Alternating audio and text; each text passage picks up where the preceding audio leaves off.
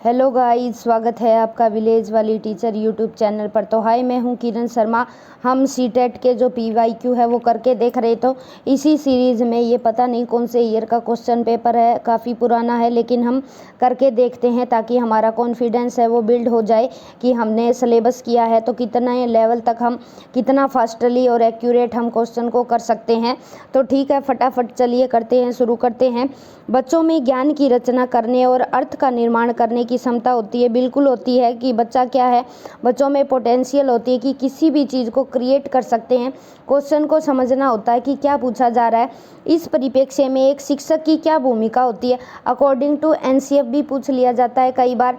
ठीक है कि एक शिक्षक है, शिक्षक का क्या रोल होता है।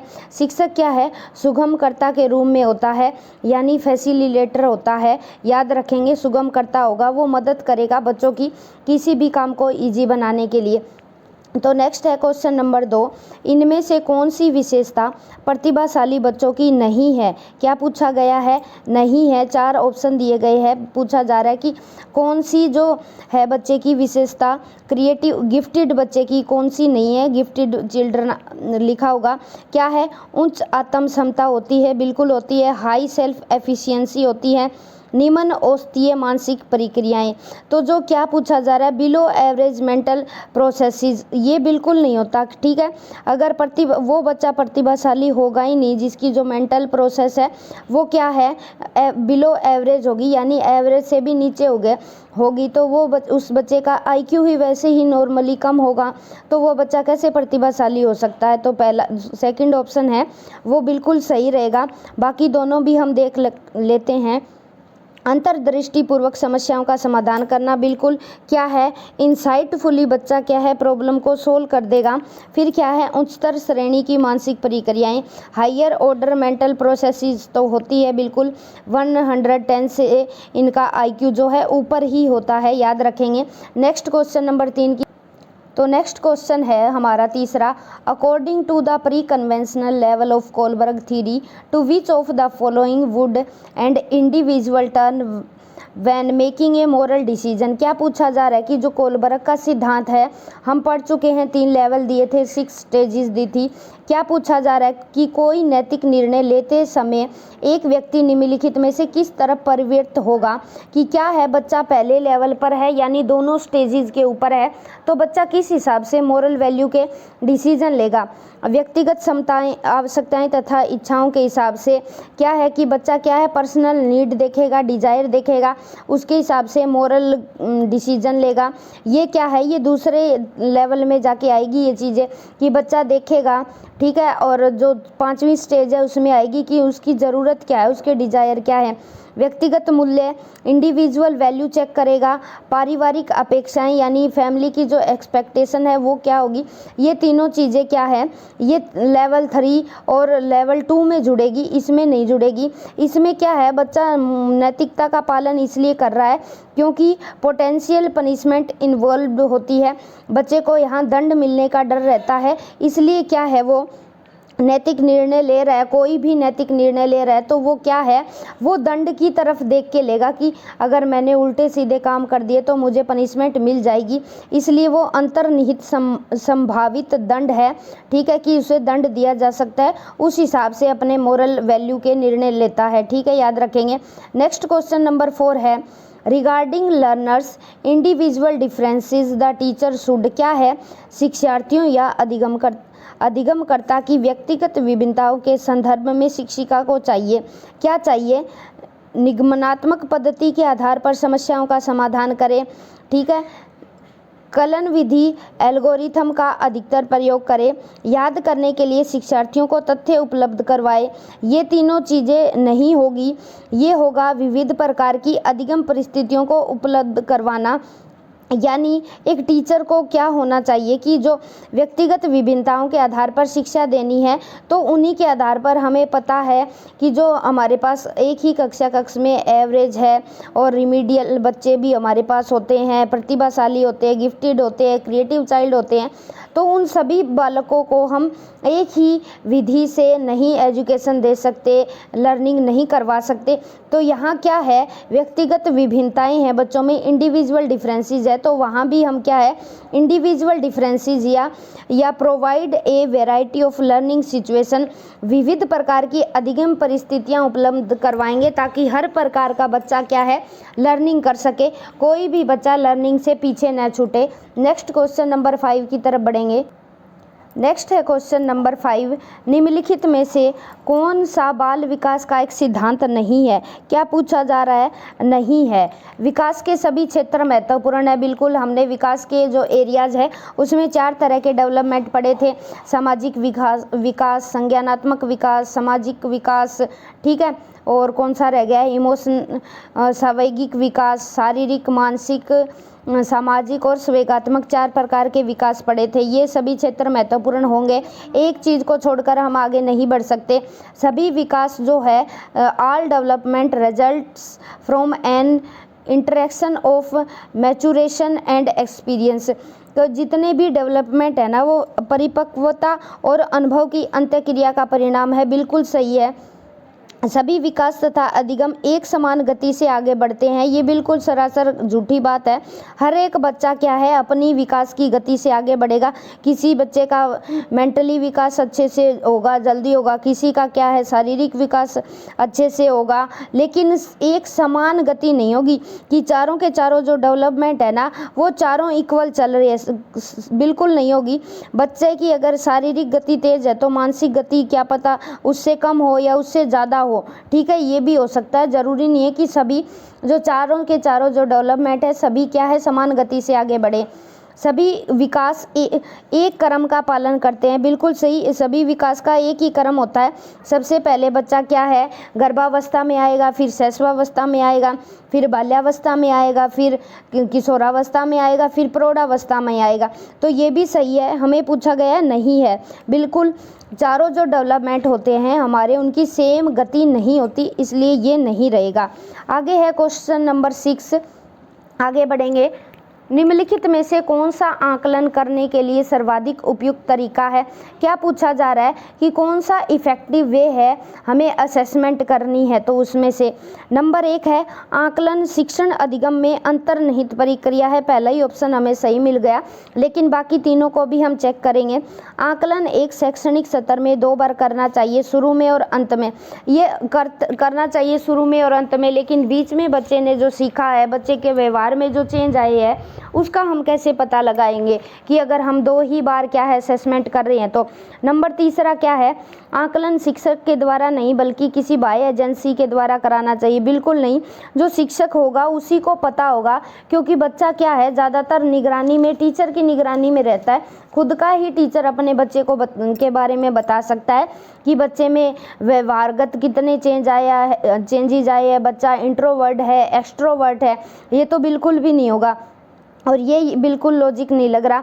आकलन सत्र की समाप्ति पर करना चाहिए कि यानी सेशन का एंड हो जाए तभी हम जांच करेंगे कि बच्चे के व्यवहार में कितना सुधार आया है। वहाँ हम जांच तो कर लेंगे, लेकिन सुधारेंगे कैसे, वहाँ पता तो लग गया। लेकिन हम असेसमेंट करते हैं ना, तो रिमीडियल टीचिंग करवानी होती है, हमें रिमीडी देनी होती है बच्चे को। यहाँ बच्चे गलतियाँ कर रहे हैं तो इस हिसाब से हम यहाँ सुधार सकते हैं। तो पहला ऑप्शन इसका सही रहेगा कि जो असेसमेंट है ना, वो अंतर्निहित प्रक्रिया है, यानी जहाँ शिक्षण होगा, अधिगम होगा, शिक्षण और अधिगम होगा, शिक्षण टीचर करवाएगा, अधिगम बच्चों के द्वारा होगा, तो वहाँ असेसमेंट है वो अंतर्निहित इन्वॉल्व होगी ही होगी हर तरह से, ठीक है, उसको हम नज़रअंदाज नहीं कर सकते। नेक्स्ट क्वेश्चन नंबर है 7, निम्नलिखित में से कौन सा सृजनात्मकता से संबंधित है? क्या है? बिल्कुल सही है, सृजनात्मकता है, क्रिएटिविटी है, डायरेक्ट सीधा ऑप्शन है। मैंने आपको डाइवर्जेंट थिंकिंग से एक कीवर्ड भी बता रखा है, यानी डायरेक्शंस में सोचना, दिशाओं में सोचना, अलग अलग एक तरीका लगाया हमने, फिर समस्या नहीं समाधान हुई तो अलग अलग डायरेक्शन में सोचा और अलग अलग तरीक़ों से हमने इस समस्या का सॉल्यूशन कर दिया। ये अब सारी चिंतन होगा, बिल्कुल सही है। कई क्वेश्चन क्या होते हैं, हम तुरंत देखते ही आंसर हमें ढूंढने नहीं पड़ते, हम टिक आउट कर देते हैं। नंबर क्या है, नंबर 8 क्या पूछा जा रहा है हमसे, बच्चों के बारे में निम्नलिखित कथनों में से किस कथन में वाइगोत्स्की सहमत होते हैं। वाइगोत्स्की की जो थीरीज थी वो हमने डिटेल में कर ली है। वहाँ क्या पढ़ा था हमने कि जो क्या है सामाजिक सोशियो कल्चरल थीरी से संबंधित है वाइगोत्स्की, वहाँ इन्होंने ZPD बताया है, मोर नॉलेजेबल पर्सन के बारे में भी डिस्कशन किया है। तो यहाँ वाइगोत्स्की को हम अंडर में रखेंगे। और क्या पूछते हैं, ये क्या बताते हैं, बच्चे तब सीखते हैं जब उनके लिए आकर्षक पुरस्कार निर्धारित किए जाए। जो पुरस्कार है उसका तो जिक्र ही नहीं किया वाइगोत्स्की ने, तो ये बिल्कुल नेग्लेक्ट होता है ये। फिर दूसरा क्या है, बच्चों के चिंतन को तब समझा जा सकता है जब प्रयोगशाला में पशुओं का प्रयोग किया जाए। ये भी नहीं हो सकता, इन्होंने वाइगोत्स्की ने तो पशुओं पर प्रयोग किए ही नहीं थे ये। फिर तीसरा क्या है, बच्चे जन्म से शैतान होते हैं, उन्हें दंड देकर नियंत्रित किया जाना चाहिए।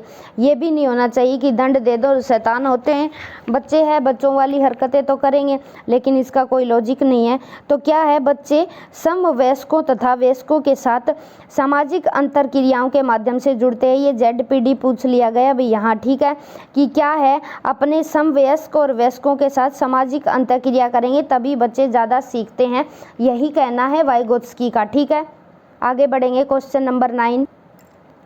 तो क्वेश्चन नंबर 9 हमारा क्या है, क्वेश्चन बिल्कुल छोटा सा है लेकिन देखो आंसर कितना बड़ा दे रखा है।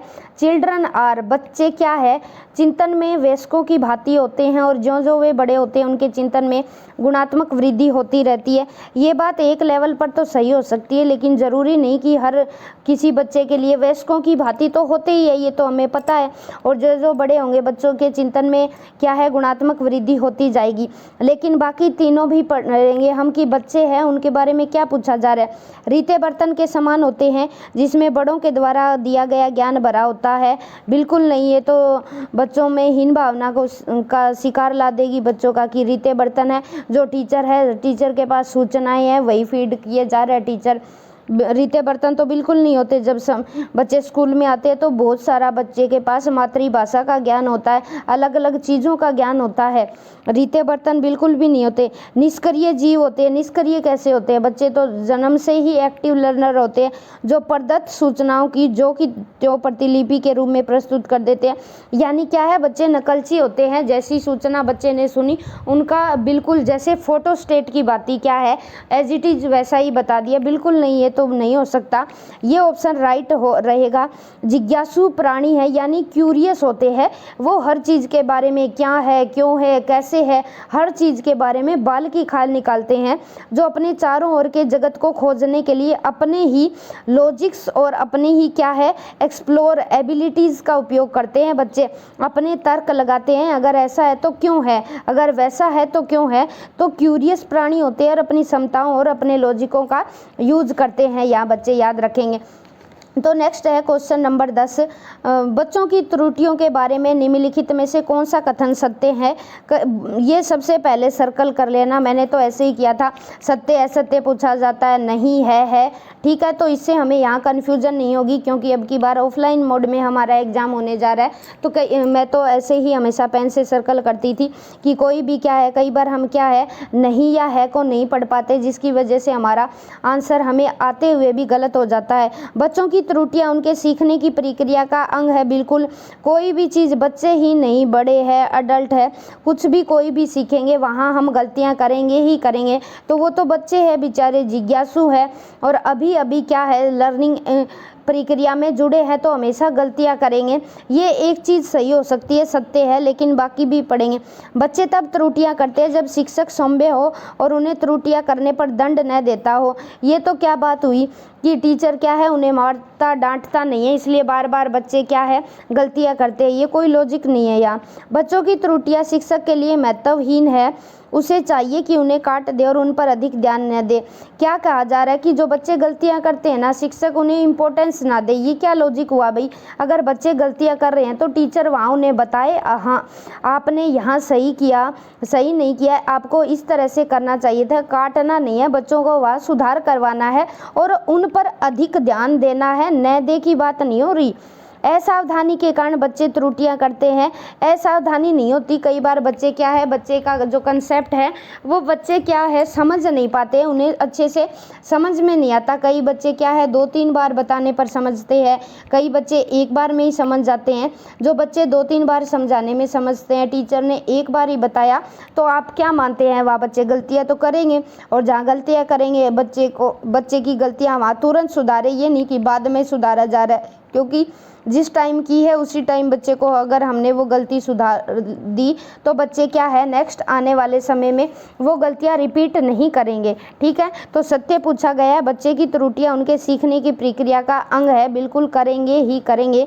नेक्स्ट क्वेश्चन क्या है, क्वेश्चन नंबर 11 है हमारे पास। नेक्स्ट, अध्यापक को यह सुनिश्चित करना चाहिए कि उसकी कक्षा के सभी शिक्षार्थी अपने आप को स्वीकृत और सम्मानित समझे। इसके लिए शिक्षक को चाहिए कि वह, ये क्या पूछा जा रहा है कि अध्यापक को ये सुनिश्चित करे कि जो शिक्षार्थी है वो ये समझ रहे हैं कि सभी टीचर क्या है उनसे सभी से प्यार करता है, सभी की रिस्पेक्ट करता है। टीचर के लिए कोई भी बच्चा क्या है स्पेशल नहीं है, चाहे वो मॉनिटर भी क्यों ना हो, हर बच्चा टीचर के लिए सम्मान है, चाहे वो कैसा भी बच्चा है।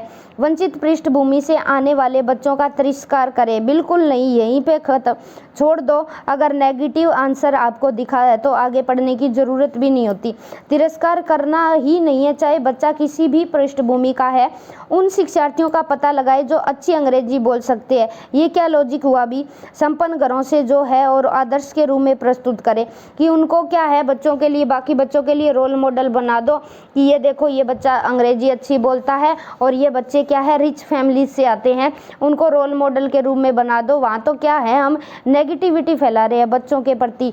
ठीक है, रोल मॉडल ऐसे बच्चों को हम नहीं बना सकते। कंपटीशन तो रख सकते हैं, लेकिन क्या है अच्छी अंग्रेजी भी वही बच्चे बोल रहे हैं और वो रिच फैमिली से आ रहे हैं, इसलिए हम उनको प्रेफरेंस दे रहे हैं, तो ये तो सरासर बाकी बच्चों के साथ गलत होता है। नेक्स्ट नंबर है 3, अपने शिक्षार्थियों की सामाजिक और सांस्कृतिक पृष्ठभूमि की जानकारी प्राप्त करें और कक्षा में विविध मतों को प्रोत्साहित करें। बिल्कुल सही होगा कि बच्चे का क्या है सोशियो और कल्चरल बैकग्राउंड कुछ भी हो, टीचर को इस बात से फ़र्क नहीं पड़ना चाहिए, बच्चा अमीर है, गरीब है, हिंदू है, सिख है, मुस्लिम है, टीचर के लिए सभी बच्चे बराबर है। और विविध मतों को प्रोत्साहित करें कि अलग अलग बच्चे की क्या है अलग अलग कंसेप्ट है, तो सभी को सम्मानित करें। वहाँ ये नहीं कि आपको कुछ आता ही नहीं, कड़े नियम बना दिए तो वैसे ही बच्चा क्या है पालन न करे, उन्हें दंड न दे, तो ये तो हो ही नहीं सकता। को आंसर इसका रहेगा तीसरे वाला। ठीक है, सोच समझ के आंसर करना होता है। नेक्स्ट आगे बढ़ेंगे क्वेश्चन नंबर 12 पर। नेक्स्ट है क्वेश्चन नंबर 12, सुरेश सामान्य रूप से एक शांत कमरे में अकेले पढ़ना चाहता है, जबकि मदन एक समूह में मित्रों के साथ पढ़ना चाहता है। क्या है, सुरेश तो अकेला पढ़ना चाहता है और मदन क्या है ग्रुप में पढ़ना चाहता है। यह उनके डैश में विभिन्नता के कारण है। वैसे अगर व्यक्तिगत विभिन्नता दिया होता तो उसको हम आंसर करते, लेकिन यहाँ व्यक्तिगत विभिन्नता इंडिविजुअल डिफरेंसेस दे ही नहीं रखा, तो हम क्या है ये क्या है बच्चे की अधिगम शैली है, लर्निंग स्टाइल है बच्चे का, उसके अपने स्टाइल के हिसाब से बच्चा कोई तो ग्रुप में पढ़ रहा है और कोई क्या है अलोन पढ़ रहा है, अकेले कमरे में पढ़ रहा है, तो ये की बच्चे की अधिगम शैली होगी। अभिक्षमता एप्टीट्यूड पर टिक मत लगा देना, एप्टीट्यूड अलग होता है, बच्चे की रुचि से जुड़ जाती है ये चीज़ें, लेकिन क्या है ये पढ़ने का तरीका है ये शांत कमरे में, क्योंकि सेम एग्जाम्पल दे रखे हैं यहाँ। ठीक है, अलग अलग चीज़ें नहीं दे रखी, बच्चे की रुचि को यहाँ डिफाइन नहीं किया गया। परिवर्तन ये चीज़ तो यहाँ सूटेबल बैठती नहीं। ठीक है, दोनों ऑप्शन में ही हमें आंसर मिल गया कि बच्चे का वो क्या है लर्निंग स्टाइल है, उसके हिसाब से बच्चा क्या है अलग अलग तरीक़ों से पढ़ रहा है। नेक्स्ट क्वेश्चन क्या है, नेक्स्ट क्वेश्चन है बहुत बड़ा दे रखा है, ये एक पूरे पेज पे ही आया हुआ है। क्वेश्चन नंबर 13, भारत में भाषिक विभिन्नता बहुत है, इस संदर्भ में विशेषकर कक्षा 1 और 2 के प्राथमिक स्तर पर बहुभाषिक कक्षाओं के बारे में सर्वदा उपयुक्त कथन है।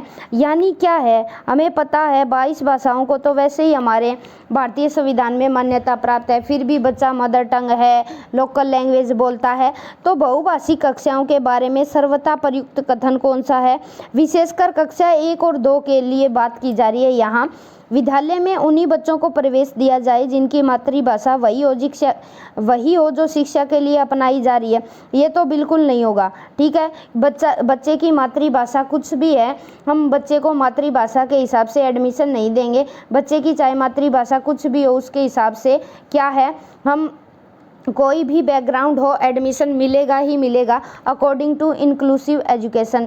नंबर दूसरा क्या है, शिक्षक को सभी भाषाओं का सम्मान करना चाहिए और सभी भाषाओं में अभिव्यक्ति के लिए बच्चों को प्रोत्साहित करना चाहिए। बिल्कुल बच्चे की सभी भाषाओं का सम्मान करना है और क्या है, बच्चों को अभिव्यक्ति के अवसर देने चाहिए कि आपको जैसी भी भाषा आती है उसी भाषा में आप कम्युनिकेट करें और अपने विचारों को बाहर रखें, ठीक है। उन्हें मोटिवेशन दे, ये नहीं कि आप कक्ष में बैठकर लोकल लैंग्वेज का क्यों यूज़ कर रहे हैं, ऐसे टोकना नहीं है बच्चों को। जो बच्चे कक्षा में मातृभाषा का उपयोग करते हैं अध्यापक को उनकी उपेक्षा करनी चाहिए। उपेक्षा तो कभी नहीं करनी है मातृभाषा के लिए, ठीक है। नंबर 4 है, शिक्षार्थियों को अपनी मातृभाषा या स्थानीय भाषा का प्रयोग करने पर दंडित किया जाए। बिल्कुल नहीं, क्यों देंगे भाई दंड। अभी तो बच्चा क्या है, कक्षा 1 और 2 की बात हो रही है, बच्चा घर से आया है, स्कूल में आना शुरू ही हुआ, तो एकदम से हमें उसे अंग्रेज़ कैसे बना देंगे। एकदम से बच्चा एक्यूरेसी से, फ्लुएंसी से कैसे हिंदी सीख लेगा, बोल लेगा। अगर बच्चे के थॉट है, विचार है, उसकी जो भावनाएं है वो बाहर कैसे निकलेगी। बच्चे को तो अभी मातृभाषा ही आती है, दंड नहीं दिया जाना चाहिए, बिल्कुल, ठीक है। तो सही ऑप्शन इसका ये रहेगा, सभी जो लैंग्वेजेस है उसका टीचर सम्मान करे, एनकरेज करे चिल्ड्रंस को, ताकि वो किसी भी भाषा में कम्युनिकेट करे। नेक्स्ट क्वेश्चन नंबर है 14, आगे बढ़ेंगे।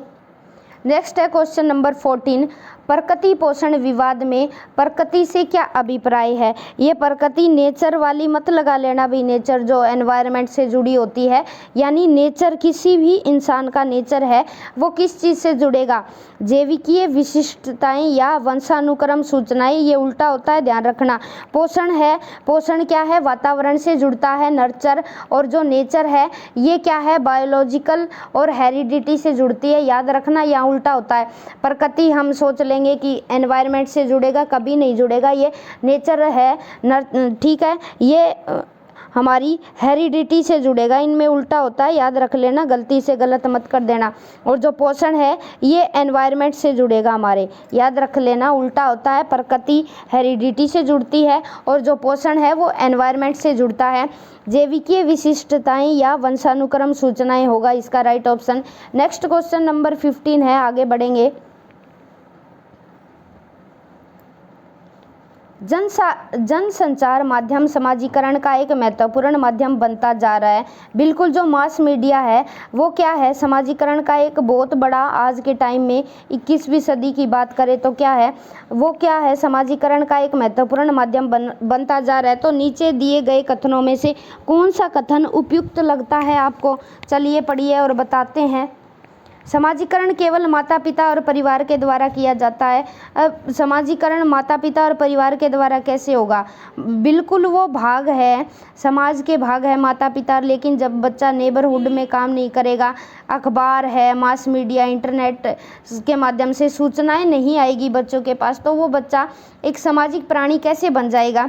और दूसरा है, जनसंचार माध्यमों की पहुंच बढ़ रही है। बिल्कुल, आजकल सोशल मीडिया इतना एक्टिव है और जनसंचार माध्यम अभिवृत्तियों, मूल्यों और विश्वासों को प्रभावित कर रही है। ये सब सारी चीज़ों को कर रहे हैं, हमारे एप्टीट्यूड को, वैल्यू को, और हमारे जो बिलीफ्स है, इन सभी चीज़ों को इफेक्टिव कर रही है।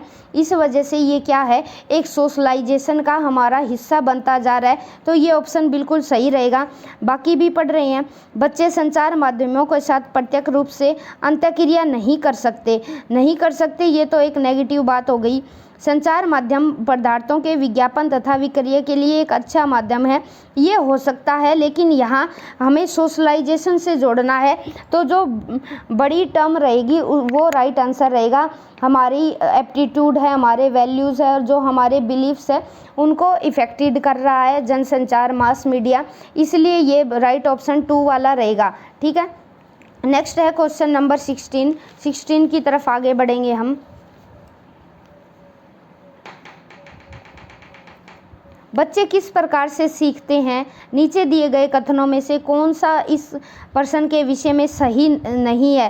पहले नहीं वाला सर्कल कर लेना ताकि गलती की जो संभावना है वो न रहे। बच्चे तब सीखते हैं जब वे संज्ञानात्मक रूप से तैयार होते हैं, ये भी हो सकता है। बच्चे अनेकों प्रकार से सीखते हैं, ये भी हो सकता है। लेकिन हमें क्या है, नहीं ढूंढना है। क्या नहीं ढूंढना? क्या बच्चे तब सीखते हैं जब वो संज्ञानात्मक रूप से तैयार होते हैं? बच्चे अनेकों प्रकार से सीखते हैं। बच्चे सीखते हैं क्योंकि वे स्वाभाविक रूप से प्रेरित होते हैं। बच्चे केवल कक्षा में सीखते हैं, ये होगा इसका। नहीं पूछा जा रहा है, ठीक है, कि बच्चे केवल कक्षा में ही सीखते हैं, बाहर अंदर बाहर हर जगह बच्चे सीखते हैं। तो ये तीनों चीज़ें सही रहने वाली है। ऑप्शन जो 4 है वो राइट रहेगा। नेक्स्ट आगे बढ़ेंगे। तो नेक्स्ट क्वेश्चन है हमारा क्वेश्चन नंबर 17। प्राथमिक विद्यालय शिक्षक को अपने शिक्षार्थियों को अभिप्रेरित करने के लिए निम्नलिखित में से किस रणनीति को अपनाया जाए? अभिप्रेरित यानी मोटिवेशन चैप्टर से लिया गया है ये क्वेश्चन हमारा, ठीक है, कि क्या करें कि किस रणनीति को अपनाया जाए? प्रत्येक गतिविधि के प्रेरक के रूप में प्रोत्साहन, पुरस्कार तथा दंड का उपयोग करना। हर एक एक्टिविटी में हम ये नहीं कर सकते, क्योंकि हर एक एक्टिविटी में हम बच्चे को प्राइज़ से प्राइज़ दे रहे हैं तो एक दिन ऐसा आएगा उस चीज़ की वैल्यू ख़त्म हो जाएगी, बच्चा मोटिवेटेड नहीं रहेगा। हमने पढ़ा है कि किस किस हिसाब से बच्चे को कहाँ कहाँ मोटिवेशन दे, कहाँ पुरस्कार देना चाहिए, मैंने ये वीडियोस में बता रखा है। नेक्स्ट क्वेश्चन 2 है, यहाँ हम प्रैक्टिस करके देख रहे हैं। बच्चों को उनकी रुचियों के अनुसार अपने लक्ष्य निर्धारित करने और उन्हें पाने के लिए उद्यम में सहायता करना। बिल्कुल ये हो सकता है कि बच्चे क्या है, बच्चों की जो रुचि है, रुचियों के अनुसार बच्चों को उनके गोल्स को अचीव करने देना चाहिए और उनकी हेल्प कर देनी चाहिए, ये भी हो सकता है। तीसरा चौथा भी पढ़ेंगे। पूरी कक्षा के लिए मानक लक्ष्य निर्धारित करना। पूरी कक्षा के लिए सेम लक्ष्य नहीं कभी निर्धारित होते, क्योंकि हर लेवल का बच्चा हमारे पास बैठा है, तो सभी बच्चे के लिए हम सेम एक ही गोल डिसाइड नहीं कर सकते, ठीक है। कठोर मानदंड निर्धारित बिल्कुल कभी नहीं कर सकते। लचीलापन, फ्लेक्सिबिलिटी होनी चाहिए। प्रत्येक विद्यार्थी में अंक लाने के लिए स्पर्धा को प्रोत्साहित करना, ठीक है, कि एनकरेज कर रहे हैं हम कंपटीशन को, वो भी किस लेवल पर, कि बच्चे ज़्यादा से ज़्यादा मार्क्स लेकर आए। ये चीज़ तो नहीं हो सकता कि जो हमारी जो लर्निंग है वो मार्क्स पर ही बेस्ड नहीं है, ये याद रखेंगे। अब आगे बढ़ जाएंगे। Question number 18। वीडियो थोड़ी सी लंबी होती जा रही है, लेकिन क्या करें, हमें प्रैक्टिस सेट करना ही है, तो चलिए करते हैं। निम्नलिखित में से कौन सा समाजीकरण का एक प्रमुख कारक है? प्रमुख कारक क्या पूछा गया है? कई बार ऐसे भी पूछ लिया जाता है कि जो प्राइमरी कारक है वो कौन से है और द्वितीय कारक कौन से है। तो यहाँ तो सीधा सीधा पूछा गया है, कंप्यूटर है, आनुवंशिकता है, राजनीतिक दल है या परिवार है? बिल्कुल परिवार होगा। समाजीकरण की जो पहली प्रक्रिया है वो बच्चे की फैमिली में शुरू हो जाती है और ये प्राथमिक घटक भी है समाजीकरण का। और कौन कौन चीज़ें आएगी इसमें? स्कूल भी आएगा। कई बार स्कूल दे देंगे कि बताइए इनमें से प्राथमिक एजेंसी समाजीकरण की कौन सी है। पीयर्स आ जाएंगे, बच्चे के ग्रुप्स, मीडिया भी इसी में आएगी। ये चारों चीज़ें क्या है? प्राथमिक एजेंसी है बच्चे की समाजीकरण की, याद रखना, ठीक है। यहाँ तो सीधा सीधा पूछा गया है, बाकी 3-4 चीज़ें तो दे ही नहीं रखी। क्वेश्चन नंबर क्या है? 19 में क्या पूछा गया है? बच्चों को समूह कार्य देना एक प्रभावी शिक्षण रणनीति है, क्योंकि अगर बच्चों को हम ग्रुप में वर्क करवा रहे हैं तो इससे जो टीचिंग है वो क्या है, इफ़ेक्टिव होने वाली है। तो ये स्ट्रेटजी है। क्योंकि छोटे समूह में कुछ बच्चों को दूसरे बच्चों पर हावी होने की अनुमति होती है। क्यों हावी होने देंगे भाई बच्चों को? बिल्कुल ये नहीं हो सकता। सीखने की प्रक्रिया में बच्चे एक दूसरे से सीखते हैं, बिल्कुल एक दूसरे से पीयर में रहकर सीखते हैं और परस्पर सहायता भी करते हैं। बच्चे में यहाँ समाजीकरण का भी विकास होता है। बच्चे अपना काम जल्दी करने में समर्थ होते हैं। ये तो बिल्कुल नॉर्मली बात हो गई कि इसलिए हम बच्चे को पीयर ग्रुप में काम करवा रहे हैं कि बच्चा जल्दी कर लेगा। इससे शिक्षक का काम कम होता है। ये तो बिल्कुल वो हलवा दे रखा है, पता ही नहीं कि बिल्कुल आसान ही है। शिक्षक का काम कम हो जाता है इसलिए कि ग्रुप स्टडी करवा रहे हैं। हम ग्रुप स्टडी इसलिए करवा रहे हैं कि सीखने की प्रक्रिया में बच्चे एक दूसरे से सीखेंगे और आपस में सहायता करेंगे। नंबर 20 क्वेश्चन क्या है? यहाँ ना दोनों चीज़ें दे रखी है, देखिए हिंदी में भी दे रखा है और इंग्लिश में भी दे रखा है। और यहाँ तो हम इजीली कर देंगे। कई बार क्या है, ये इंग्लिश वाली चीज़ें ही दे रखी होती है जिससे हमें कन्फ्यूज़न होती है। मैंने डिसऑर्डर पर पूरी क्लास बना रखी है, तो वहाँ आप जाकर देख सकते हैं। क्या है, क्या पूछा जा रहा है, एक औसत बुद्धि वाला बच्चा है, यदि भाषा को पढ़ने और समझने में कठिनाई प्रदर्शित करता है, यानी कोई भी लैंग्वेज है, बच्चा पढ़ नहीं पा रहा और पढ़ नहीं पाएगा, बच्चा पढ़ नहीं पा रहा तो वो समझेगा कैसे, बिल्कुल नहीं समझ पाएगा। तो यह संकेत करता है कि बच्चा कोई न कोई डिसऑर्डर का शिकार है। कौन सा, लेखन अक्षमता यहाँ दे रखा है हिंदी में, लेकिन कई बार डिस्ग्राफिया ही देखने को मिलता है। डिस्ग्राफिया मैंने बता रखा है, जी से ग्राफ, ग्राफ का मतलब लिखना, ठीक है। तो यहाँ क्या है, बच्चे लिखने की तो कोई कठिनाई है ही नहीं बच्चे में, और गणितीय क्षमता भी नहीं है, असमता भी नहीं है, डिस्कैलकुलिया ये भी बता रखा है। डिस्प्रैक्सिया क्या है, गति समन्वय अक्षमता, ये मसल्स का कोऑर्डिनेशन नहीं बिठा पा रहा, इसलिए बच्चा क्या है, समझ नहीं पा रहा, पढ़ नहीं पा रहा। ये तो नहीं होगा, ये मसल्स से होगा, ठीक है। मसल्स में कम्युनिकेशन में कोई ना कोई गड़बड़ी है, बच्चा इसलिए कम्युनिकेट नहीं कर पाता, यहाँ गति समन्वय नहीं होता बच्चे का, ठीक है। मसल्स काम नहीं करती बच्चे की, पेंसिल नहीं पकड़ पाएगा, लेकिन यहाँ पढ़ने और समझने में कठिनाई प्रदर्शित करता है। तो क्या होगा, डिसलेक्सिया होगा, पठन असमता है, ठीक है। पढ़ ही नहीं पा रहा तो बच्चा लिख समझ भी नहीं पाएगा, ये याद रखना। यहाँ दोनों चीज़ें दे रखी है, आसान है इसलिए हम टिक कर देंगे, लेकिन कई बार यही चीज़ें देखने को मिलती है और इतना घुमा दिया जाता है, ज़्यादा से ज़्यादा डिसलेक्सिया, ठीक है। जो ये बच्चा है ये डिसलेक्सिया का शिकार है। नेक्स्ट आगे बढ़ेंगे, क्वेश्चन नंबर 2।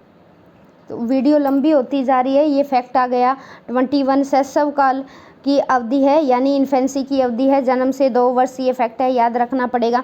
बाकी पढ़ने की ज़रूरत नहीं होती क्योंकि फैक्ट है वो रटे जाते हैं जन्म से 2 वर्ष तक। कुछ चीज़ें हमें खुद को भी याद रखनी पड़ेगी।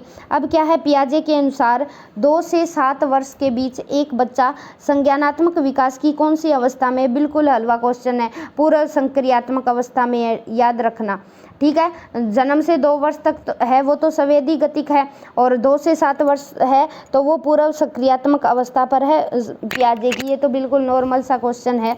नंबर क्या है 23, विकास डैश से डैश की ओर बढ़ता है। हमने देखा है कि विकास शुरू में बच्चा जब जन्म लेता है तो बच्चे का विकास सामान्य होता है, लेकिन बच्चा धीरे धीरे जैसे जैसे मैच्योरिटी आती जाती है तो बच्चे का जो विकास है वो विशिष्ट होता जाता है, यानी सामान्य से विशिष्ट की ओर बढ़ता है बच्चे का विकास। ये हम विकास वाले चैप्टर में कर चुके हैं, याद रखना। फिर नंबर क्या है 24 क्वेश्चन है, जब वयस्क सहयोग से सामंजस्य कर लेते हैं तो वे बच्चे के वर्तमान स्तर के प्रदर्शन को संभावित क्षमता के स्तर के प्रदर्शन की तरफ प्रगति क्रम को सुगम बनाते, इसे कहा जाता है। यानी एक मैंने डायग्राम से बताया था, बच्चा यहाँ है, बच्चे को यहाँ ए बिंदु तक चीज़ें आती है और किसी ने मदद कर दी बच्चे की, किसी ने मदद कर दी बच्चे की, ये जो मदद है ये ZPD कहलाएगी, ठीक है। ये मदद की बच्चे की तो बच्चा ए बिंदु से बी बिंदु पर पहुंच गया, यानी बच्चे की पोटेंशियल ए थी और हेल्प से बी पर पहुंच गया, और क्षमता के स्तर में बच्चे की क्या है, परफॉर्मेंस बढ़ी ना, पोटेंशियल लेवल बढ़ गया, परफॉर्मेंस बच्चे की बढ़ गई, ए बिंदु पे था बी पे पहुंच गया। तो ये कौन सा क्षेत्र कहलाएगा, समीप्त विकास का क्षेत्र, ठीक है। पूरी डिटेल वीडियो देखनी है तो आप चैनल पर जाकर सर्च करके देख सकते हैं वहाँ।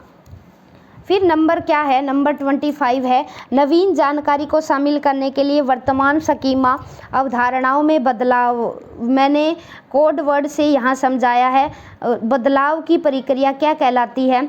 बिल्कुल मैंने क्या बताया था, इधर देख लेंगे एक बार। एसिमिलेशन मैंने बताया था, एस से डिनोट किया था हमने जब कोड वर्ड बताए थे, यानी सेम। बच्चा यहाँ एसिमिलेशन में, आत्मसात्करण में सेम चीज़ों का यूज करेगा, ठीक है। सेम चीज़ों का यूज करके बच्चा क्या है, समस्या का समाधान कर लेगा। जैसे माँ के दूध से बच्चा बोतल का दूध पी लेता है, यानी बच्चे की स्कीमा में कोई चेंज नहीं किया हुआ, बच्चा सेम स्कीमा का यूज किया और बच्चे ने एक नया काम सीख लिया। इसमें अकोमोडेशन में मैंने बताया था, सी से क्या है, बच्चा चेंज करेगा यहाँ कि जो बच्चे की स्कीमा थी उसमें चेंज करेगा और बच्चा नई चीज़ें सीखेगा, तो ये क्या कहलाएगी, समायोजन कहलाएगी, अकोमोडेशन। दोनों कोड वर्ड से मैंने समझा रखे हैं, सी से चेंज होगा और एस से सेम रहेगा, बच्चा वर्तमान स्कीमा का यूज करते हुए समस्या का समाधान करेगा और ये स्कीमा में चेंज करना पड़ेगा बच्चे को। ठीक है, अब भाग भाग के क्वेश्चन नंबर 26 की तरफ बढ़ेंगे। क्वेश्चन नंबर 26 है, मध्य बाल्यावस्था में भाषा क्या है, डैश के बजाय डैश अधिक होती है। यानी मध्य बाल्यावस्था के बीच में बच्चा क्या है, सामाजिकृत के बजाय अहम केंद्रित ईगो सेंट्रिक अलग होती है। यानी बच्चा क्या है, अभी शैशवावस्था ही क्रॉस की है बच्चे ने, बाल्यावस्था में एंटर हुआ है, थोड़ा सा बीच में आया, तो बच्चे की जो भाषा है वो सामाजिकृत इतनी नहीं हुई है, बच्चे की अहम केंद्रित अधिक है अभी तक, याद रखना। ठीक है, सामाजिकृत की बजाय बच्चे की अभी तक ईगोसेंट्रिक है, सोशलाइज्ड नहीं है। नेक्स्ट है, बाल केंद्रित शिक्षा में शामिल है। क्या चीज़ शामिल है भाई, बच्चों का एक कोने में बैठना, ये तो क्या ही लॉजिक होगा। प्रतिबंधित परिवेश में अधिगम, क्या है यहाँ, क्या है, डेमोक्रेसी नहीं चल रही, तो वहाँ कैसे बाल केंद्रित शिक्षा होगी। वे गतिविधियाँ जिसमें खेल शामिल नहीं है वो भी नहीं होगी, खेल अगर खिला ही नहीं रहे तो वो बाल केंद्रित शिक्षा कैसे होगी, जबकि बच्चों को सिखाना ही लर्निंग बाय डूइंग है, लर्निंग बाय प्लेइंग है, खेल खेल में सिखाना है। तो बच्चों के लिए हस्तपरक गतिविधियाँ करेंगे हम, hands on activities for kids, बच्चों को खुद हाथ से काम करने देंगे ताकि वो ज़्यादा से ज़्यादा सीखें। ये है हमारे चाइल्ड सेंटर एजुकेशन का पर्पज़। अब क्वेश्चन नंबर 28 है, कक्षा अध्यापक ने राघव को अपनी कक्षा में अपने कीबोर्ड पर स्वयं तैयार किया गया मधुर संगीत बजाते हुए देखा। कक्षा अध्यापक ने विचार किया कि राघव में डैश बुद्धि उच्च स्तर की है। बताइए भाई, हार्वर्ड गार्डनर के सिद्धांत से जुड़ी है। हार्वर्ड गार्डनर ने पहले 7 सिद्धांत दिए थे, फिर बाद में चेंज किया था, 2 तरह की बुद्धि और जोड़ी थी। ये बहुबुद्धि सिद्धांत मैं करवा चुकी हूँ। ठीक है, अब ये क्या है, सीधा सीधा पूछ लिया, यहाँ संगीतमय बुद्धि से जुड़ेगी ये चीज़। ठीक है, कि क्या है, बच्चा मधुर संगीत बजा रहा है तो बच्चे में क्या है, कौन से लेवल की बुद्धि है, तो संगीतमय है। ये हार्वर्ड गार्डनर के सिद्धांत से जुड़ता है। ठीक है, नेक्स्ट है क्वेश्चन नंबर, इस बाकी ऑप्शन हमने क्यों नहीं देखे, क्योंकि ये चीज़ें हैं हमें याद है, कई बार को आंसर में देखते ही हमें मिल जाती है, इसलिए बाकी ऑप्शन नहीं पड़े यहाँ पर। जब एक शिक्षक यह समझता है कि स्वाभाविक रूप से लड़के गणित में लड़कियों से अच्छे हैं, कि ये धारणा हमारे समाज में काफ़ी फैली हुई होती है कि लड़के मैथ में अच्छे होते हैं, यह क्या चीज़ को दर्शा रही है, सीधा स्पष्ट बिल्कुल हलवा क्वेश्चन है, यानी जेंडर पक्षपात है।